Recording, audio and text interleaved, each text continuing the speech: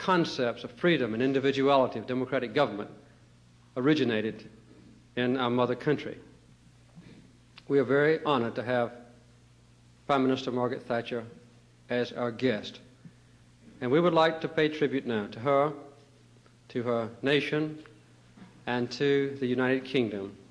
And I would like to propose a toast to Her Majesty, the Queen.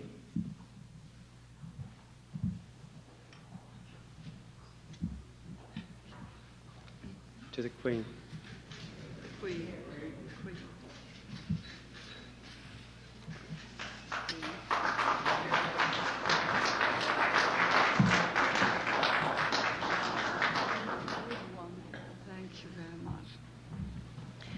Mr. President, Mrs. Carter, ladies and gentlemen, this has been my first visit to Washington as head of the British government, and I should like, at the end of a memorable day, to say thank you.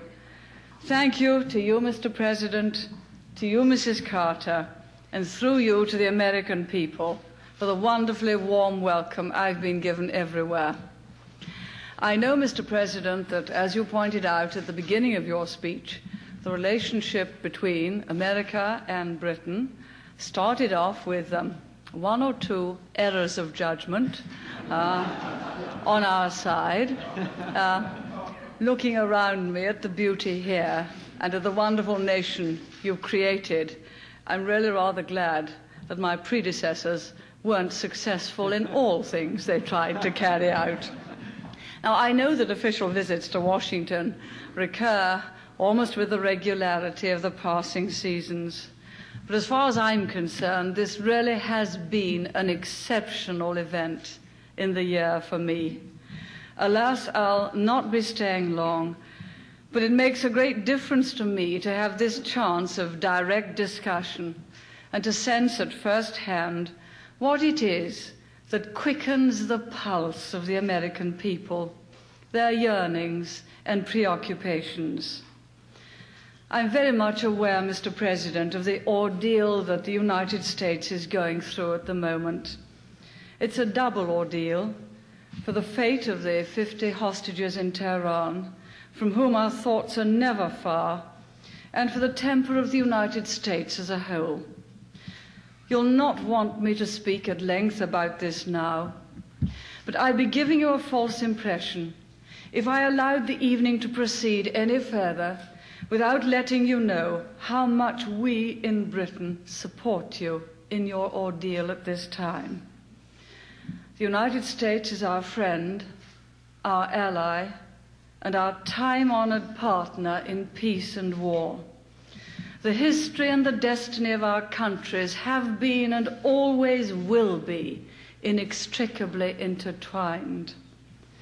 Our friendship goes back a very long way.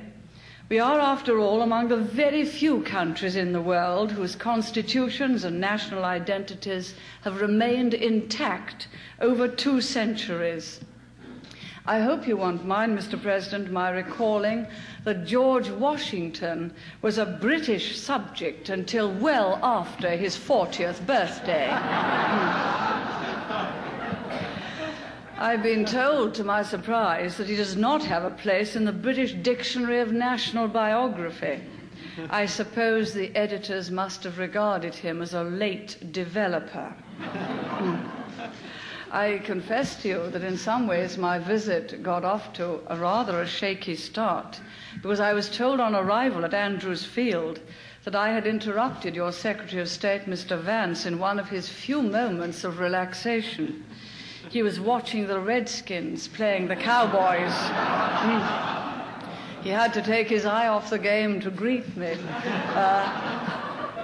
I'm very grateful, but I don't think the Redskins can have been very grateful to me, because it was no doubt as a result of this diversion of Mr. Vance's attention that the Redskins lost the game. I do apologize for having intervened in your internal affairs. Mr. Vance's opposite number, Lord Carrington, who's with us this evening, has, as you know, and as you very kindly said, Mr. President, had something of a triumph in the Rhodesia negotiations at Lancaster House in London. If you think he looks a little pale, it's because he's been shut up in Lancaster House for many months. Indeed, has become known as the prisoner of Lancaster House, and he's so pleased to be free at last. Lord Carrington would, I know, want me to repeat this evening how grateful the British government are to the United States authorities for the stalwart support they've given us unfailingly over Rhodesia.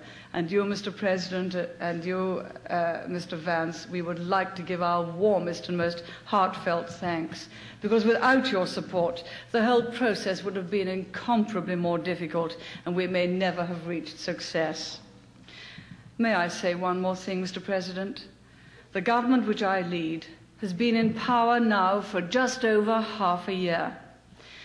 We face great difficulties, some of them deep-seated and long-standing, and some stemming from beyond our shores. And I don't pretend that anything's going to be remedied immediately, but we are determined upon a change. We're determined to return to the first principles which has traditionally governed our political and economic life, namely, the overall responsibility of the individual rather than the state for his own welfare, and the paramountcy of Parliament for the protection of fundamental rights. The government I lead has a resounding mandate to restore the faith and the fortunes of the nation. We shall stick at the task whatever the difficulties and however great the endurance required. And we shall do so, Mr. President, in the conviction that our allies across the Atlantic have confidence in us, just as we have confidence in the strength and ingenuity of the United States to meet any challenge and triumph over any adversity that confronts them. And it's in that spirit that I would like to ask all your other guests this evening to drink a toast to you, the President of the United States of America. The President. President.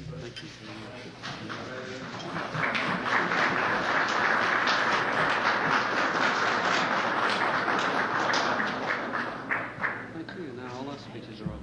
All right. I think that's a marvelous idea. Now we can all enjoy ourselves.